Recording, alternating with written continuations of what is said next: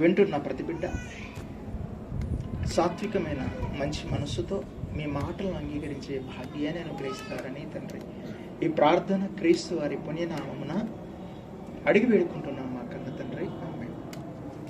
ప్రియులైన దేవుని పిల్లందరికీ మన ప్రభును ప్రియ రక్షకుడైన క్రీస్తు వారి పుణ్యనామమున మీ అందరికీ వందనములు, శుభములు. ప్రియులరా, మరి ఈ సమయాన దేవుడు మనలందరిని ప్రేమించి ఈ కొద్ది నిమిషాలు తన యొక్క దివ్యమైన వాక్యాన్ని మనమందరం కలిసి ధ్యానం చేయటానికి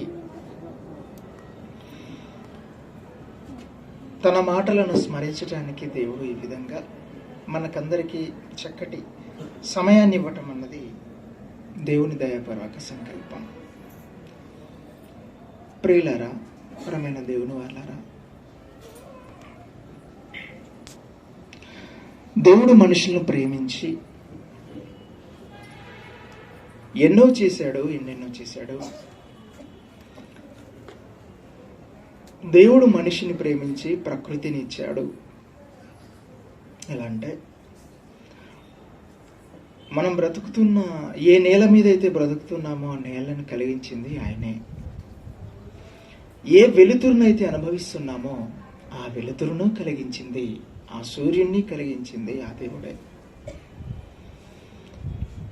ఏ గాలినైతే మనం ఆస్వాదిస్తున్నామో ఈ ప్రకృతిలో ఈ చక్కటి గాలిని సృష్టించింది దేవుడే.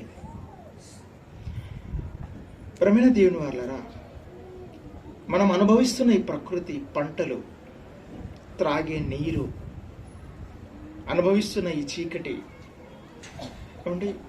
ఆకాశంలో మెరిసే నక్షత్రాలు, సమస్తాన్ని దేవుడే చేశాడు. అందుకే దేవుడు తనను గురించి తెలియజేస్తూ, తనను గురించి పరిచయం చేసుకుంటూ సమాజానికి, మనుషులకు ఏమని పరిచయం చేసుకున్నాడు చెప్పనా? ఒకసారి మీరు 1వ అధ్యాయము 1వ వచనము ఆదికాండంలో మీరు చూసుకోగలిగితే ఆయన చెప్పిన అద్భుతమైన మాట నిజంగా అండి. ఆ మహానుభావుడు మనుషులను ప్రేమించి తనను గురించి తెలియవలసిన విషయాన్ని మొట్టమొదటి వచనంలో ఒక మాట చెప్పాడండి. ఏమన్నాడు తెలుసా? ఆదియందు దేవుడు భూమి ఆకాశములను సృష్టించాడు అని రాయబడిందండి. అంటే దేవుడు భూమి ఆకాశాన్ని సృష్టించాడు, పని చేశాడు అని రాయబడింది.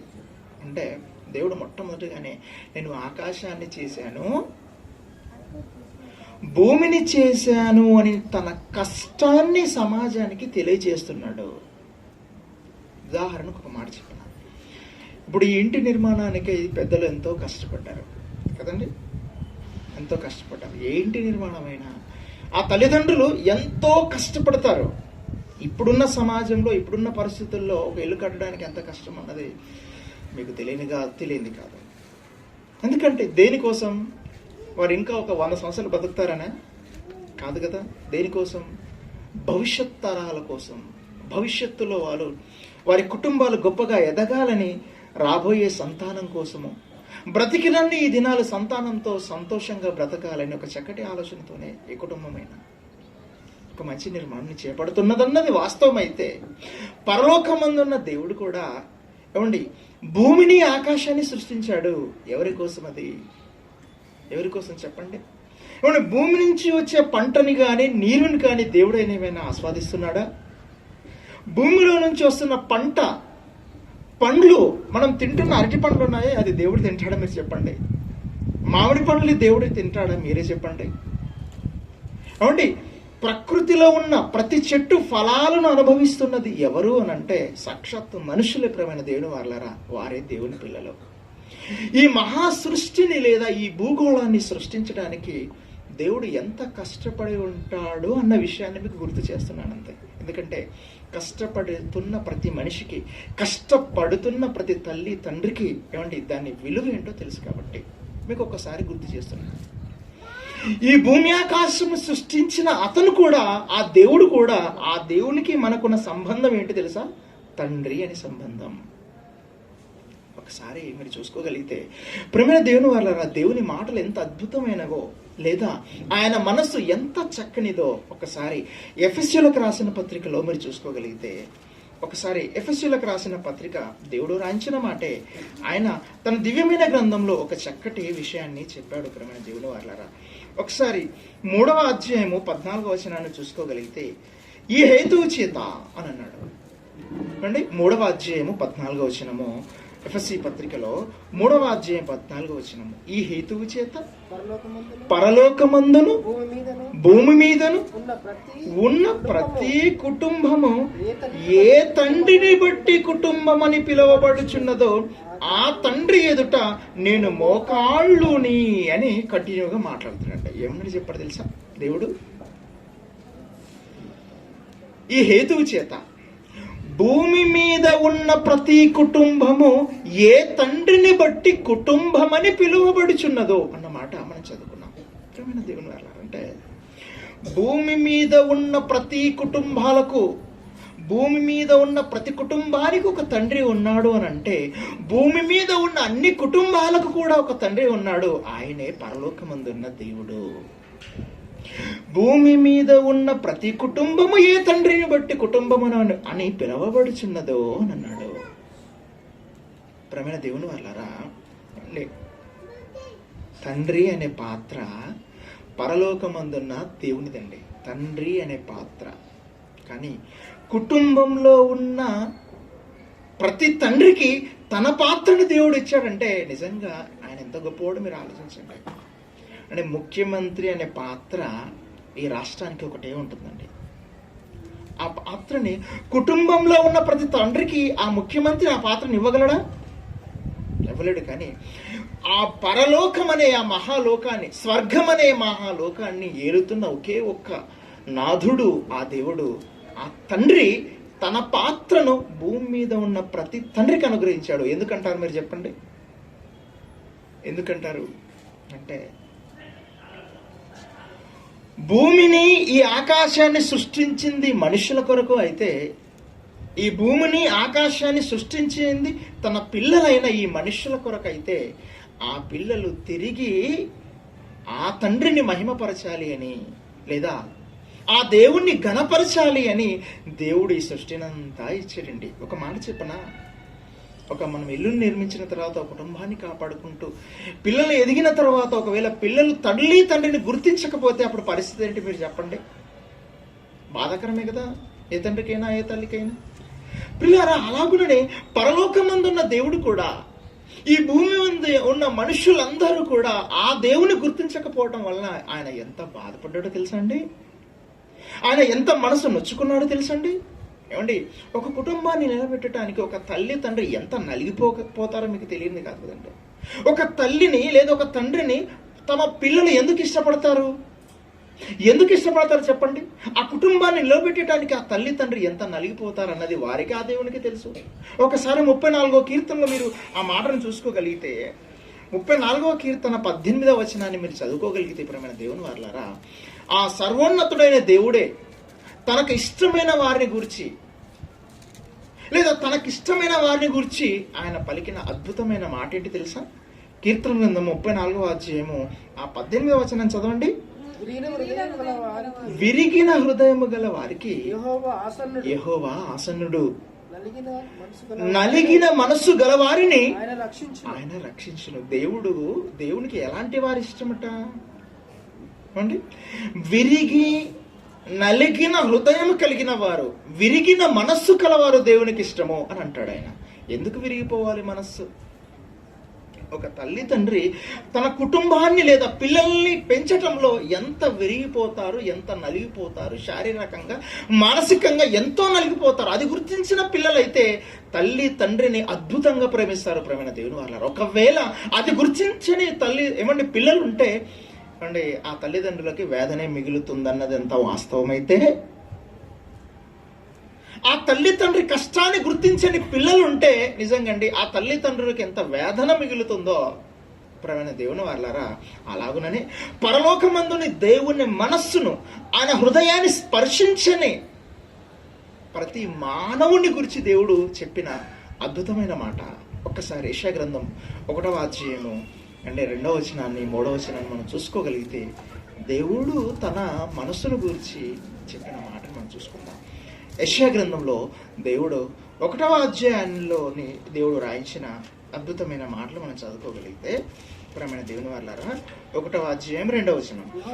ఏమండి, దేవుడు మాట్లాడుచున్నాడు. యెహోవా అంటే దేవుడు మాట్లాడుచున్నాడు. దేవుడు ఏం చేస్తున్నాడట? మాట్లాడుతున్నాడట. ఏమండి, ఒక మాట చెప్పనా? ఒక ముఖ్యమంత్రి గారు వచ్చి మాట్లాడుతున్నప్పుడు సభలో ఉన్నవారంతా ఎలా ఉంటారు? అల్లరి చేస్తుంటారా? ఇంత సైలెంట్గా ఉంటారండి. ఇప్పుడు దేవుడే మాట్లాడుచున్నాడట. ఆ దేవుడు ఎవరితో మాట్లాడుతున్నాడు? ఏమండి, మన చిన్న కూటమి అయిన అద్భుతమైన ఎన్నో విషయాలు మనం మాట్లాడుకుంటున్నాం. దేవుని మనసును గురించి మనం తెలుసుకుంటున్నాం. ఆయన కష్టాన్ని మనం స్మరించుకుంటున్నాం. ఆయన చెప్పిన అద్భుతమైన మాట ఏంటి తెలుసా అండి? యెహోవా దేవుడు మాట్లాడుచున్నాడట. ఏమని మాట్లాడుతున్నాడంటే, ఆకాశమా ఆలకించుము, భూమి చెవి యొగ్గుము, నేను పిల్లలను పెంచి గొప్పవారినిగా చేస్తే వారు నా మీద తిరగబడి ఉన్నారు అని అన్నాడు. ఒక మాట మీరు ఆలోచించండి. ఇక్కడ దేవుడు బాధ ఎవరితో చెబుతున్నాడు? బాధ ఎవరితో చెబుతున్నాడు? ఏ మనుష్యుల కొరకైతే నీటిని తయారు చేశాడో, ఏ మనుషులకైతే ఈ భూగోళాన్ని తయారు చేశాడో, ఏ మనుషుల కొరకైతే పంటలు పండమని ఆయన సెలవిచ్చాడో, ఏ మనుషులకైతే పీల్చమని గాలిని దేవుడు అనుగ్రహించాడు, ఏ మనుషుల కొరకైతే ఈ ఆకాశాన్ని సృష్టించాడు, ఏ మనుషులకైతే ఈ చంద్రుణ్ణి ఈ సూర్యుని కలిగించాడో, ఈ ప్రకృతితో దేవుడు మాట్లాడుతున్నాడట. ఏమన్నాడు తెలుసా? ఆకాశంతో పిలిచాడు. ఆకాశమా ఆలకించుము, భూమి చెవి యొగ్గు అని అన్నాడు. ఆకాశాన్ని పిలిచాడు ఆయన. మనం ఆకాశంతో మాట్లాడతామా అండి? మాట్లాడలేము. ఆకాశంతో మనం మాట్లాడలేము. కానీ దేవుడు కదా, ఆయన మాట్లాడతాడు. ఏమని మాట్లాడుతున్నాడు తెలుసా? ఆయన బాధ చెబుతున్నాడు. విచిత్రం ఏంటంటే అండి ఒక తల్లి తండ్రి కుమారునికి పెళ్లి చేసిన తర్వాత ఆ కుమారుడు తల్లి తండ్రి మాట వినలేదే అనుకో. ఒకవేళ వింటే అద్భుతం, వినలేదే అనుకోండి, ఆ తల్లి ఏం చేస్తుంది? పక్కింటితో బాధ పంచుకుంటుంది. అవునా కదా? మీరు చెప్పండి. పక్కింటికి వెళ్ళి, ఏమండి నా కొడుకుని పెంచాను, పెద్ద చేశాను, కానీ వాడు నా మాట వినట్లేదండి అని బాధపడుతుంటాడు. పెంచి చేసిన తర్వాత, పెరిగి గొప్పవాణి చేసిన తర్వాత వాడు వినకపోతే ఆ తల్లిదండ్రులు బాధపడతారన్నది వాస్తవం. అవునా కదండి? దేవుడు కూడా తిరగబడిన ఈ మనుషుల విషయమై, బాధిస్తున్న ఈ మనుషుల విషయమై ఆయన వెళ్ళాడండి. వెళ్ళి బాధ ఎవరితో చెప్తున్నాడు తెలుసా అండి? పక్కింటి వాళ్ళతో చెప్తున్నాడు ఆయన బాధ. పక్కింటి వాళ్ళు అంటే ప్రకృతితో చెప్తున్నాడు ఆయన. ఆకాశాన్ని ఇలా పిలిచాడు. ఆకాశమా ఆలకించవా? ఆలకించు అంటే విను అని దాని అర్థం. ఆకాశమా ఆలకించుము అన్నాడండి. ఆకాశమా ఆలకించుమంటే ఆకాశంలో ఎన్ని ఉన్నాయో తెలుసా అండి? కోటాను కోట్ల నక్షత్రాలు ఉన్నాయి, వాటిని పిలిచాడు ఆయన. లెక్కలేనన్ని మేఘాలు ఉన్నాయి, వాటిని పిలిచాడు ఆ దేవుడు. ఎన్నో గ్రహాలున్నాయి, ఉపగ్రహాలున్నాయి, వాటిని పిలిచాడు దేవుడు. ప్రకృతిలో ఉన్న ప్రతిదాన్ని, ఆకాశంలో మిలమిల మెరుస్తున్న నక్షత్రాలన్నిటిని పిలిచాడు, మేఘాలన్నిటిని పిలిచాడు. ఒక్కసారిగా మీటింగ్ స్టార్ట్ చేశాడండి ఆయన. ఆ మీటింగ్ లో ఆయన ఏం చెప్తున్నా తెలుసా? ఆకాశమా ఆలకించుము అని అన్నాడు. తర్వాత కింది మాటల్లో మరొక మాట చెప్పాడండి, భూమి చెవి యొగ్గుము అని అన్నాడు. ప్రియమైన దేవుని వాళ్ళారా, దేన్ని పిలిచాడు మరలా? భూమి నా మాట వినవా? ఏ మాట వినాలి అట? ఏ మాట వినమని దేవుడు కోరుకుంటున్నాడు? ఎవరికి చెప్తున్నాడు? భూమితో చెప్తున్నాడండి. మనం భూమితో మాట్లాడగలమా? దేవుడు భూమిని పిలిచాడు. భూమిలో ఉన్న సర్వజీవులు, భూమిపై ఉన్న సకల జీవరాశులు, భూమిపై ఉన్న నీటినంతా పిలిచాడు, భూమిపై ఉన్న సమస్తాన్ని పిలిచాడు, భూమిపై ఉన్న వృక్షాలను పిలిచాడు, అన్నిటిని పిలిచాడు ఆయన. మీటింగ్ ఏర్పాటు చేశాడంటే ఆయన. ఆకాశమా ఆలకించవా? భూమి నా మాట వినవా? చెవి యొగ్గుము. ఏమన్నాడు ఆయన? ఇదంతా కూడా ఒక కుటుంబాన్ని గురించి ఆయన మాట్లాడుతున్నాడు. భూమి మీద ఉన్న ప్రతి కుటుంబము ఏ తండ్రిని బట్టి కుటుంబం అని పిలువబడుచున్నదో అని అన్నాడు. భూమి మీద ఉన్న ప్రతి కుటుంబాలు, మనలాంటి కోటాను కోట్ల ఈ కుటుంబాలన్నీ కూడా పరలోకమందున్న తండ్రికి పిల్లలం మనమంతా కూడా. మన విషయమే ఆయన చెబుతున్నాడట. ఇదిగో నా మాట వినండి. నా పిల్లలేమో పెంచి పెద్దవారిని చేస్తే వాళ్ళు ఏమైపోతున్నారు? నా మీదే తిరగబడి ఉన్నారు. ఇప్పుడు చూడండి, దేవుణ్ణి గురించి చాలా మంది ఎంత చెడ్డగా మాట్లాడుతున్నారు, మీరు వింటున్నారు కదా. భోజనం చేస్తున్నప్పుడు ప్రార్థనను కూడా చేయని కృతజ్ఞత లేని మనుషులుగా మనమే మారిపోయామంటే నమ్ముతారా? నమ్మవలసిందే ప్రేమైన దేవుని వల్ల. మనం ఎప్పుడైనా ఏమండి భోజనం చేయడం కంటే ముందుగా ప్రార్థిస్తున్నామా? ఏమండి, నిద్రించిన తర్వాత తండ్రి గతించిన రాత్రి అంతా నీ చల్లని నీడలో, ఈ చల్లని ప్రకృతిలో నన్ను కాపాడావు కదా తండ్రి అని ఏమండి తండ్రికి ప్రార్థన చేస్తున్నామా? మీరు ఆలోచించండి. చేస్తే సంతోషం ప్రేమైన దేవుని వాళ్ళారా. ఏమండి, ఈ గాలిని, చల్లని గాలిని అనుగ్రహిస్తున్నప్పుడు దేవుడు ఏమండి ఇంత చల్లని గాలిని ఇచ్చావు కదా తండ్రి అని ఎప్పుడైనా దేవునికి కృతజ్ఞతలు చెల్లించామా? అసలు మన జీవితంలో దేవుడు అనే సబ్జెక్టునే పక్కన పెట్టాం. విచిత్రం ఏంటంటే, నువ్వు నిలబడిన ప్రకృతిని సమస్తాన్ని కలిగించింది ఆయన, కానీ ఆయన్నే పక్కన పెట్టేసింది ఈ ప్రపంచం. అందుకే ప్రియమైన దేవుని వల్ల మహోన్నతుడైన దేవుడు తన బాధని పుస్తకంలో, బైబిల్లో వ్రాయించి పెట్టాడు. నా బాధ తరతరాలకు తెలిసిపోవాలి, నన్ను ఆనంద పెట్టే పిల్లలు కావాలి ఈ భూమి మీద ఉన్న వాళ్ళంతా కూడా. అందుకే ప్రియమైన దేవుని వాళ్ళారా, ఆకాశము ఆలకించుము, భూమి చెవియొగ్గుము. నేను పిల్లల్ని పెంచి ఏం చేశాను? గొప్ప వారినిగా చేస్తే వారు నా మీద ఏమైపోయారు? తిరగబడి ఉన్నారు. ఓకే అండి, ఒక మనస్సుకి సంబంధించిన, మనస్సు యొక్క తత్వాన్ని తెలిసిన ఒక డాక్టర్ గారు ఏమంటున్నారో తెలుసా అండి? ఆయన దగ్గర కౌన్సిలింగ్ వచ్చారట, చాలా మంది తల్లిదండ్రులు వచ్చారట. ఎందుకంటే మీరు ఇంత బాధపడిపోతున్నారు అంటే, వాళ్ళు ఏమంటారు, సైకాలజిస్ట్ వాళ్ళు ఏమంటే ఆయన దగ్గరకు వచ్చి వీళ్ళందరూ బాధపడుతున్నారట తల్లిదండ్రులు. ఎందుకు బాధపడుతున్నారంటే అని అడిగితే ఎక్కువ మంది చెప్పిన బాధ ఏంటి తెలుసా అండి? మా పిల్లలు మా మాట వినటం లేదండి, ఇదే వారి బాధ. ఇంకొక అతను ఏం స్టేట్మెంట్ ఇచ్చారు తెలుసా అండి? మా శత్రువుల కంటే కూడా ఎక్కువ బాధ పెట్టండి నా గర్భాన పుట్టిన పిల్లలని చెప్పేశాడు. అంటే ఇప్పుడున్న పరిస్థితుల్లో మనుషులు ఏమండి ఏ విధంగా మారిపోయారో మీరు ఆలోచించండి. ఏమండి, ఇప్పుడు మనం ఎవరు పిల్లలమా కాదా? దేవునికి మనము పిల్లలమే. ఆ దేవుణ్ణి బాధ పెట్టనట్టుగా బ్రతకటమే జీవిత పరమార్థం. మరలా చెప్తున్నాను, ఆ దేవుడు మనకు తండ్రి అయితే భూమి మీద ఉన్న ప్రతి కుటుంబాలన్నీ కూడా ఆ దేవుని పిల్లలే అయితే వీళ్ళంతా కూడా ఆ దేవుణ్ణి బాధ పెట్టకుండా బ్రతకటమే మన జీవిత పరమ అర్థం. అందుకేనండి, ఇదిగో నేను పిల్లలు పెంచి గొప్పవారిగా చేస్తే వారు నా మీద తిరగబడి ఉన్నారు అని దేవుడు బాధపడిన ఆ సందర్భాలను చూస్తే నిజంగా అండి మనసంతా నిజంగా కకావికలమైపోయే పరిస్థితి. ఆయన దేవుడు మనిషిని ఎక్కడ నుంచి కాపాడుకుంటూ వచ్చాడో తెలుసా? 139వ కీర్తన 16వ వచనాన్ని మనం చూసుకోగలిగితే ఒకసారి 139వ కీర్తన 16వ వచనాన్ని మనం చదువుకుందాం, త్వరగా ముగించేసుకుందాం. 139వ కీర్తన 16వ వచనాన్ని మనం చూసుకోగలిగితే ప్రియమైన దేవుని వాళ్ళారా, దేవుడు రాయించిన అద్భుతమైన మాట. నేను పిండమునై ఉండగా నీ కన్నులు నన్ను చూసెను. నియమింపబడిన దినములలో ఒకటైనను కాకమునుపై నా దినములన్నీ నీ గ్రంథములో లిఖితములు. ప్రియమైన దేవుని వాళ్ళు ఒక విషయం చెప్పనా? మనం అమ్మ గర్భంలో, తల్లి గర్భంలో ఉన్నప్పుడే నియమింపబడిన దినములలో ఒకటైనను కాకమునుపే మన దినాలన్నీ కూడా ఆయన దేవుడు తన గ్రంథంలో రాసుకున్నాడు అని రాయబడింది. అంటే మనము తల్లి గర్భంలో ఉన్నప్పుడే నేను పిండమునై ఉండగా నీ కన్నులు నన్ను చూచెను అన్నాడంటే ఒకసారి మీరు ఆలోచించండి అక్కడ మాట. అండి ఒక తండ్రి బయట నుంచి ఏమండి ఎక్కడనో పని అయిపోగొట్టుకొని ఒక వారం రోజుల తర్వాత ఇంటికి వస్తున్నాడు అనుకోండి, పిల్లలు ఎదురు చూస్తారా లేదా? ఎదురు చూస్తారు. చిన్న పిల్లలు ఎదురు చూస్తారు. భార్య ఎదురు చూస్తుందా లేదా? ఎదురు చూస్తుంది. ఆయన ఫోన్ చేస్తాడు, ఏమండి నేను రైల్వే స్టేషన్ దగ్గర ఉన్నాను లేదా బస్ స్టాండ్ దగ్గరే ఉన్నానండి, అమ్మ వస్తున్నాను అని చెప్పాడు అనుకోండి. వీళ్ళు ఏం చేస్తారు? ఇంటి బయట నుంచే వెయిట్ చేస్తున్నారు. ఆల్రెడీ ఆయన ఏం చెప్పాడు? వస్తానని చెప్పాడు. వస్తానని చెప్పిన తర్వాత తీరిక ఇంట్లో ప్రశాంతంగా కూర్చోవచ్చుగా. నెల తర్వాత వస్తున్నాడు మా నాన్న లేదా మా భర్త అని చెప్పేసి వీళ్ళు ఎదురు చూస్తూ ఉంటారు. ఎందుకు ఎదురు చూస్తారు మీరు చెప్పండి?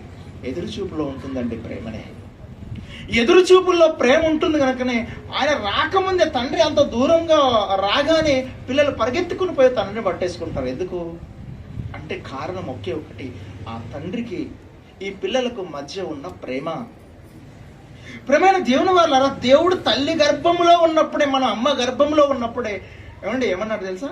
నీ తల్లి గర్భంలో ఉన్నప్పుడు నేను పిండమునై ఉండగా నీ కన్నులు నన్ను చూసానని దేవుడు చెప్పాడంటే, నువ్వు భూమి మీదకి రాకముంటే తల్లి గర్భంలో ఉన్నప్పుడే దేవుడు చూశాడంటే ఆయన నిజంగా అండి నిన్ను ఎంత ప్రేమిస్తాడో, ఎంత ప్రేమించి ఉంటే ఆయన ముందుగా చూడ్డానికి, నీ ముఖాన్ని చూడ్డానికి, నీ జీవితాన్ని చూడ్డానికి ఆయన ఏమండి ఆలోచిస్తాడు. మీరు ఆలోచించండి ప్రేమ దేవుని వాళ్ళ. అంటే మొట్టమొదటగా మనలను మొట్టమొదటగా ప్రేమతో చూసిన కళ్ళు మన తల్లి తండ్రి కాదు, దేవుడే.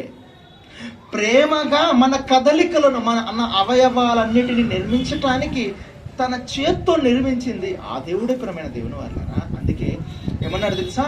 నేను పిండమునై ఉండగా నీ కన్నులు నన్ను చూచెను. నువ్వు భూమి మీదకి రాకముందు ఎందుకు చూస్తున్నాడు ఆయన అంటే, నీ మీద ప్రేమ కనుక ప్రేమైన దేవుని వాళ్ళరా. అంతగా ఆ ప్రేమించిన ఆ దేవుని ప్రేమను మనుషులు అర్థం చేసుకోకపోవడమే విడ్డూరము అని చెప్పాలి. అంతే కదండి. అందుకే ఆయన ఏమన్నాడు తెలుసా? తరతరముల నుండి నాకు నివాస స్థలము నీవే దేవా అని మోషే గారు ప్రార్థన చేశారండి. మనం అంతా కూడా ఇప్పుడు ఇక్కడ కూర్చున్నాం. ఈ భూమి మీదకి వచ్చాం. ఈ భూమి మీదకి రాకముందు ఎవరి గర్భంలో ఉన్నాము? అమ్మ గర్భంలో ఉన్నాం, తల్లి గర్భంలో. అలా వెనక్కి వెళితే అమ్మ గర్భంలోకి ఎక్కడి నుంచి వచ్చాము? మరలా మన నాన్న గర్భంలో నుంచి వచ్చాము. అట్నుంచి వెళితే తాత, అట్నుంచి వెళితే ఇంకొక తాత, అలా వెనక్కి వెనక్కి వెనక్కి వెళ్ళగలిగితే అందరూ మనుషులందరం ఒకే వ్యక్తిలోకి వెళ్ళిపోతాం. ఆయనే ఆదాము. అంతే కదండి, ఆయనే ఆదాము. ఆ ఆదామును చేసింది ఎవరు అని అంటే నిజంగా అండి నీలమంటితో నరుని నిర్మించింది ఆ దేవుడి ప్రేమైన దేవుని వాళ్ళ.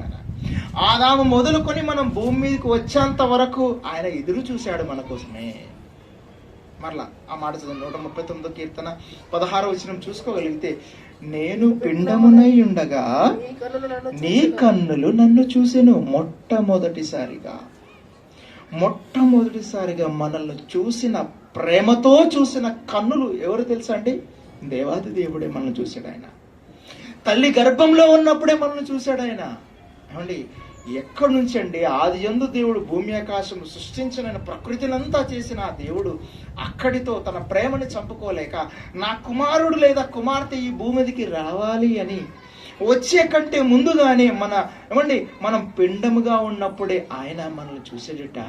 నియమింపబడిన దినములలో ఒకటైన నువ్వు కాకమునుపే నీ దినములన్నీ ఆయన తన గ్రంథములో రాసుకున్నాడట. ఎన్ని రోజులు నా కుమార్తె బ్రతుకుతుంది? మొదటి దినం వరకు నుంచి చివరి దినం వరకు కూడా ఆయన అన్ని దినాలను రాసుకున్నాడట ఆయన. ఎందుకంటే అంతగా ఎందుకు అంటే ప్రేమైన దేవుని వాళ్ళారా, మనము ఆయన పిల్లలము గనక. అందుకే ఒకసారి కీర్తన గ్రంథం 90వ అధ్యాయంలో మనం చూసుకోగలిగితే, తరతరముల నుండి మాకు నివాస స్థలము నీవే. మనము మనకి ఇల్లుండే నివాస స్థలాలు అంటాం కదా. ఒక్కసారి మనిషి ఈ లోకాన్ని దాటి వెళ్ళిపోతే లేదా మరణిస్తే ఆ తర్వాత మనిషి ఎక్కడ ఉంటాడు మీరు చెప్పండి? మనిషికి నివాస స్థలం ఎక్కడా? ఒకసారి మాట చదవండి మరలా కీర్తన గ్రంథంలో. ప్రభువా, తరతరముల నుండి మాకు నివాస స్థలము నీవే. భూమి లోకములు పుట్టక మునుపు, తర్వాత వచ్చిన పర్వతములు పుట్టక మునుపు అంటాడు ఆయన. భూమి లోకములు నీవు పుట్టింపక మునుపు యుగ యుగములు నీవే దేవుడవు. అంటే ప్రభువా, తరతరముల నుండి మాకు నివాస స్థలం నీవే అన్నాడంటే మనిషి ఈ జీవితాన్ని ముగించుకుని వెళ్ళిపోయిన తర్వాత మనిషి ఎక్కడ ఉండాలి? నివాసం. దేవుడే నివాసం అట. ఆ నివాస స్థలము దేవుడు అని చెప్పబడింది. ప్రేమైన దేవుని వాళ్ళ దేవుని దగ్గరికి వెళ్ళాలంటే, ఆ నివాస స్థలాన్ని మనం స్వాధీనం చేసుకోవాలంటే ఈ భూమి మీద ఎంత కష్టపడాలి మీరు ఆలోచించండి. దేవుని విషయమై, ఆత్మల రక్షణ అర్థమై ఒక ఇల్లు నిర్మించడానికి మనం ఎంత కష్టపడతాము? Right wrong? ఒక ఇంటి నిర్మించడానికి మనం ఎంత కష్టపడతామండి? ఎన్ని హస్తాలు, ఎంత సహాయం, ఎంత కష్టపడతాం ప్రియమైన దేవుని వారలారా. ఈ భూమి మీద నివాసాన్ని నిర్మించుకోవడానికి మనం తల్లిదండ్రులుగా, కుమారులుగా, కుమార్తెలుగా ఎంత కష్టపడతామో, పరలోకమందు నివాసముగా ఉన్న ఆ దేవుణ్ణి మనం స్వతంత్రించుకోవటానికి, ఆ దేవుణ్ణి మనకు నివాసంగా ఉన్నాడంటే ఆ నివాసానికి చేరుకోవటానికి ఇక ముందుకు మనం కష్టపడవలసిందే ప్రియమైన దేవుని వారలారా. ఆత్మల రక్షణార్థమే కష్టపడవలసిన బాధ్యత మనపైన ఉంది. ఆయన ఏమన్నాడు తెలుసండి? మొదటి వచనంలో నేను భూమిని ఆకాశాన్ని మీ కొరకే సృష్టించాను అని అన్నాడు. తల్లి గర్భంలో నిర్మింపబడక మునుపే నీ దినాలన్నీ నేను గ్రంథంలో రాసుకున్నాను అని చెప్పాడు ప్రియమైన దేవుని వారలారా. ఇంతకంటే మనల్ని ఎవరు ప్రేమిస్తారని చెప్పండి. అంటే ప్రకృతిని ఎంత ఇచ్చాడు. ఏమండి, ఏ మనిషి అయినా భూమిని తయారు చేసి మనకి ఇవ్వగలడా? మీరు ఆలోచించండి. ఏమండి, ఏ మనిషి అయినా ఒక నీటి బొట్టును తయారు చేసి ఇవ్వగలడా? మీరు ఆలోచించి చెప్పండి ప్రియమైన దేవుని వారలారా. దేవుడు ప్రేమించి మనకు చేశాడంటే కారణం ఏంటి? ఆ దేవునికి మనకు మధ్య ఉన్న బంధం, సంబంధం ఒకే ఒకటి. అదే తండ్రి కుమారుల బంధం, లేదా తండ్రి కుమార్తెల బంధం. అంతకు మించి ఇంకేం లేదు ప్రియమైన దేవుని వారలారా. ఆ దేవునికి మనకున్న సంబంధం ఏంటి తెలుసా? తండ్రి కుమారుల సంబంధం. దేవుడు రాయించిన అద్భుతమైన ఈ మాటలు చూసుకోగలిగితే నిజంగా కన్నీరే మిగిలిపోతుంది ప్రియమైన దేవుని వారలారా. నిజంగా అండి, ప్రతి మనిషి మనస్సును మనం అర్థం చేసుకోవాలి. ఏ మనిషిని మనం ఇబ్బంది పెట్టద్దు. పొరుగు వారిని ప్రేమించమని దేవుడు చెప్పాడు. చూసారా, ఎందుకు ప్రేమించమని చెప్పాడు? మనతో ఉన్న వారిని మనం ప్రేమగా మాట్లాడాలి, ప్రేమగా బ్రతకాలని దేవుడు ఎందుకు చెప్పాలి తెలుసా అండి? ప్రేమకు గాయమైతే ఎంత బాధ ఉంటుందో అన్న సంగతి తండ్రిగా ఆయనకు తెలుసు కనుక ఆయన చెప్పాడు యెషయా గ్రంథంలో. ప్రేమ అంటే మరలా శరీర కోరికలతో రగులుతున్న ఆ భయంకరమైన పాపిష్టి బంధాన్ని గురించి ప్రేమ నేను చెప్పట్లేదండోయ్. ఒక తండ్రి కూతురులకు, లేదా తండ్రి కుమారులకు, తల్లి కుమార్తెలకున్న ఈ బంధాలన్నీ కూడా ఎంత ప్రేమ. ఈ ప్రేమ ఎక్కడి నుంచి వచ్చింది? ఈ ప్రేమ ఎక్కడి నుంచి వచ్చింది తెలుసా అండి? మనుషులకు మధ్య ప్రేమ సంబంధాలు ఎందుకు వచ్చాయి? ఎక్కడి నుంచి వచ్చాయంటే పరలోకమందున్న దేవుడు మనల్ని ప్రేమించాడు గనుకనే అవే లక్షణాలు పిల్లలుగా మనం భూమి మీదకి వచ్చాం. మనం ఏమండి, మన గర్భాన పుట్టిన వారిని మనం ప్రేమిస్తున్నాం. అందుకే ఆయన ఇంకొక మాట కూడా చెప్పి తెలుసా, మనతో ఉన్న వాళ్ళందరితో ప్రేమగా ఉండాలి. ఎందుకంటే ఆయన ప్రేమామయుడు గనుక ఆయనకు ఆ ప్రేమకు గాయమైతే ఎంత బాధ ఉంటో తెలుసు కనుక ఆయన ఒక మాట చెప్పాడు. తెలుసా, ఇదిగో ఆకాశాన్ని పిలిచాడు, భూమిని పిలిచాడు, నా బాధ వినండి అని చెప్పాడు. నేను పిల్లలను పెంచి గొప్పవారిని చేశాను, వారు నా మీద తిరగబడుతున్నారు అని చెబుతూ ఆ తిరగబడిన వారిని సమాధానపరచాలని, ఆ తిరగబడిన వారిని ఏమండి వారి మనసును సరిచేయాలి అని, ఏమండి ఆ తిరగబడిన వారి పాపాలను ప్రక్షాళన చేసి సరిగ్గా నివాస స్థలమైన దేవుని దగ్గరికి తీసుకువెళ్ళాలని ఏమండి సాక్షాత్తు యేసుక్రీస్తు వారిని భూమి మీదకి పంపించాడు. ఆయన ఏం చేశాడు తెలుసా? ప్రేమించి 34వ అధ్యాయం 16వ వచనం చదవండి. ఏమండి ఎన్నో అధ్యాయము?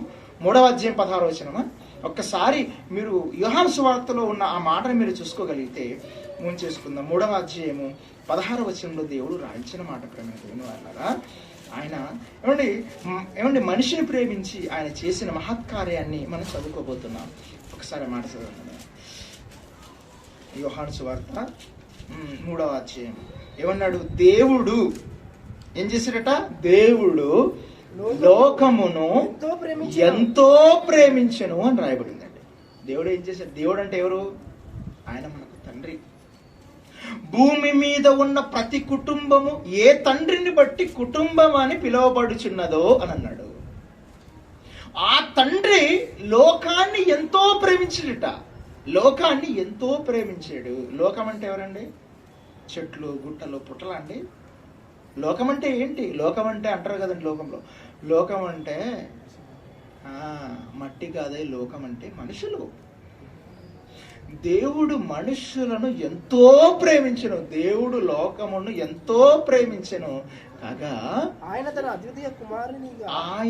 అద్వితీయ కుమారునిగా పుట్టిన వాని యందు విశ్వాసముంచు ప్రతివాడును నశింపక స్వర్గం పొందునట్లు, నిత్య జీవం పొందునట్లు ఆ క్రీస్తునిచ్చట. ఆయన ఎవ్వరూ నశించకూడదు, అందరూ స్వర్గానికి చేరుకోవాలి. ఎవరు నాశనం కాకూడదు, అందరూ నిత్య జీవానికి చేరుకోవాలి అని ఆ దేవుడు నిజంగా యేసుక్రీస్తు వారిని భూమి మీదకి పంపించి ప్రతి మనిషి పాపాలను కడగటానికి యేసుక్రీస్తు వారిని పంపించాడు. ఆయన మనుషులందరి పాపాలను ఆయన తన మీద వేసుకొని కొన్నిసార్లు చూసారా, ఏదో చిన్నపిల్లలు ఆట ఆడుతూ ఎవరైనా కొట్టారనుకోండి, చిన్నపిల్లలను కొట్టారనుకోండి, వేరే వారిని కొట్టారనుకోండి, ఆ బాధను ఆ సమస్యనంతా ఎవరు వేసుకుంటారు? ఇంట్లో ఉన్న తండ్రి తన మీద వేసుకుంటాడని ఏదైనా సమస్య చేస్తే.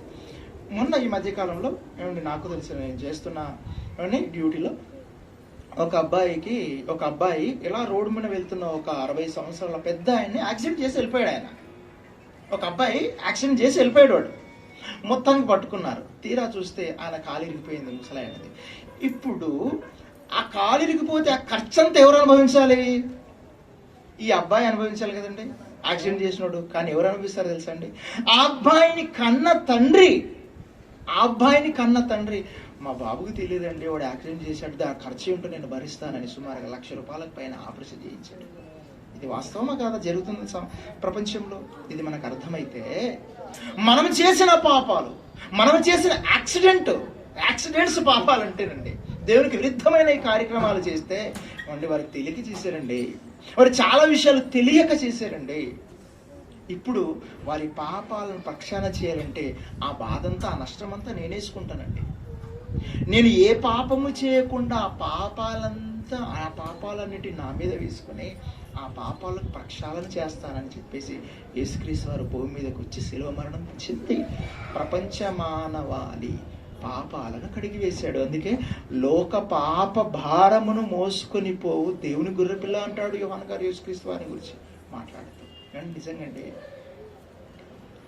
బరువైన బాధ్యతలు మోసిన వారే విలువైన మాటలు చెప్పగలరు దేవుని మాటలు. ఈ ప్రపంచ భారాన్ని మోసుకొని యేసుక్రీస్తు వారు ఎంత విలువైన మాటలు చెప్పండి తెలుసండి. ఆయన ఒకసారి యోహాను సువార్తలో ఆయన గురించి మాటలు మనం చూసుకోగలిగితే 1వ అధ్యాయాన్ని మనం చదవగలిగితే 1వ అధ్యాయము 29వ వచనం, మరునాడు యోహాను యేసు తన యుద్ధకు రాగా చూచి ఇదిగో లోక పాపమును మోసుకొని పోవు దేవుని గొర్రెపిల్ల అన్నాడు. సాధు స్వభావం, మంచి స్వభావం కలిగిన ఒక జంతువు గురించి మాట్లాడుతూ ఆయన గొర్రెపిల్ల వంటి స్వభావం. సింహాలైతే మనిషి మీద విరుచుకుపడి చంపేస్తాయి, అలాంటి గుణం, అలాంటి స్వభావం కాదని చెబుతూ ఏ భారాన్ని మోసుకున్నాడట ఆయన? ఒక తండ్రి తన కుమారుడు యాక్సిడెంట్ చేస్తే ₹1,00,000 భారాన్ని తన తండ్రి తన మీద వేసుకున్నాడు. తన కష్టం ₹1,00,000 అంటే ఎంత కష్టం అండి. ఇంకా పెద్దది యాక్సిడెంట్ జరిగినా కూడా మోసుకునేది ఎవరు? తండ్రి మోసుకుంటాడు. ఎన్నో సంవత్సరాలు కష్టపడిన దాన్ని తీసుకెళ్ళి నష్టపరిహారంగా వారికి ఇచ్చి క్యూర్ చేయించవలసింది హాస్పిటల్కి. తన తండ్రే భారం అనిపించాడు. కానీ కుమారుడికి వాడు అంత భరించగలడా? చేసింది మాత్రం కుమారుడే తప్పు. ఇది మనకు అర్థమైతే ప్రపంచంలో ఉన్న మనుషుల పాప భారాన్ని మోసుకున్నది యేసుక్రీస్తు వారి ప్రేమ దేవుని వాళ్ళారా. ఆయన భూమి మీదకి వచ్చి చెప్పిన బోధలు ఎన్ని తెలుసా? ఎంత భారభరితమైన బోధలు, ఆయన ఎంత గొప్ప గొప్ప భావాలు చెప్పాడండి. ఒక తండ్రి బాధగా చెబితే ఒక విషయంలో ఎంతో కంటెంట్ ఉంటుంది, అవునా కాదు మీరు చెప్పండి. ఒక పసిపిల్లగాడు మాట్లాడితే మనకి ఏం తెలుస్తుంది చెప్పండి? వానికి సమస్యలు ఏముంటాయి మీరు చెప్పండి? బరువైన బాధ్యతలు మోసిన ఒక తండ్రి మాట్లాడితే విలువైన మాటలు చెప్పగలుగుతాడు. సమాజానికి లేదా తన కుటుంబానికి విలువైన మార్గాన్ని చూపించగలడు ఒక తండ్రి అన్నది మీరు నమ్మితే, ప్రపంచ భారాన్ని మోసుకున్న ఆ యేసుక్రీస్తు వారు ఈ సమాజానికి విలువైన మాటలు చెప్పాడు, స్వర్గానికి మార్గాన్ని ఏర్పరిచాడు. దేవుని మాటలు మీరందరూ కూడా దేవుని మాటలు విన్నారని నమ్ముతూ ఆ దేవుడు అనగానే ఆయన మనకు తండ్రి అండి. యేసుక్రీస్తు వారు భూమి మీదకి వచ్చిన ఏమని పలికాడు తెలుసా? పరలోకమందున్న మా తండ్రి అని అన్నాడు. మా తండ్రి అని అన్నాడు. అంటే దేవునికి మనకు మధ్యన సంబంధం తండ్రి కుమారుల లేదా తండ్రి కుమార్తెల బంధం. మనం మరణిస్తే తిరిగి వెళ్ళేది నివాస స్థలముగా ఉన్న, మనకు గృహముగా ఉన్న ఆయన దగ్గరికి వెళ్తాం. ప్రేమ దేవుని వాళ్ళారా, ఒక నిర్మాణాన్ని కట్టుకోవడానికి ఎంత కష్టపడతామో సేమ్ అండి పరలోకానికి వెళ్ళటానికి కూడా ఆత్మల రక్షణార్థమై కష్టపడవలసిన బాధ్యత మనందరి మీద ఉంది. ప్రేమ దేవుని వాళ్ళారా, చేరవచ్చిన మీరంతా ఈ చక్కనైన మాటలు మీరు అర్థం చేసుకుంటారు, పెద్ద మనసుతో అర్థం చేసుకుంటారని నేను నమ్ముతూ ఈ మాటలు ముగించేస్తున్నాను. కళ్ళు మూసుకోండి, ప్రార్థన చేసుకున్నాను. పరిశుద్ధుడమైన మా కన్న తండ్రి, చేరి వచ్చిన ప్రతి బిడ్డ కుటుంబాన్ని మీరు ఆశీర్వదిస్తారని, ప్రతి బిడ్డనైనా ఇలాగే పరసంబంధమైన దేవుల చేత కాపాడుతారని నమ్ముతూ, వారికి మంచి ఆరోగ్యాన్ని, ఆయుష్ను అనుగ్రహిస్తారని నేను విశ్వసిస్తూ, తండ్రి గొప్పవైన మీ విలువైన మాటలను ఈ విధంగా అర్థం చేసుకుని వారి భవిష్యత్తులో మీ కొరకు ఉన్నతంగా బ్రతికి బిడ్డలుగా వారిని దీవిస్తారని నమ్ముతూ, తండ్రి ఎంతో ఆసక్తితో తండ్రి మీ పిల్లలు కూర్చొని మీ మాటలు విన్నారు. వారి మనస్సులను తృప్తిపరచండి. వారి భవిష్యత్తును మీరు జాగ్రత్తగా చూసుకుంటారని నేను నమ్ముతున్నాను. కన్న తండ్రి, ఈ చక్కటి వాక్యానికి వేదికగా ఉన్న కుటుంబం, పెద్ద లక్ష్మణ్ గారు, అక్క చంద్రకళ గారి కుటుంబాన్ని, వారి కుటుంబంలో ఉన్న కోడళ్ళు, కూతుర్లు, తండ్రి అల్లుళ్ళు, అలాగే తండ్రి తమ్ముళ్ళు, కుమారులు, పసిపిల్లలు మొదలుకొని తండ్రి పెద్దల వరకు ఇలాగే వారి జీవితాలను చల్లగా మీరు కాపాడుతారని నమ్ముతూ తండ్రి, ఈ సత్యవాక్యానికి వినిపించడానికినైనా ప్రత్యక్షంగాను పరోక్షంగాను కష్టపడిన మా సోదరులు, మా ఆత్మీయులందరినైనా మీరు ఇలాగే గొప్పగా ఆశీర్వదిస్తారని నమ్ముతూ, చేరవచ్చిన ప్రతి బిడ్డ కుటుంబాన్ని మీరు కాపాడతారని నమ్ముతూ తండ్రి, ఈ ప్రార్థన క్రీస్తు వారి పుణ్యనామమును అడిగి వేడుకుంటున్నాం మా కన్న తండ్రి.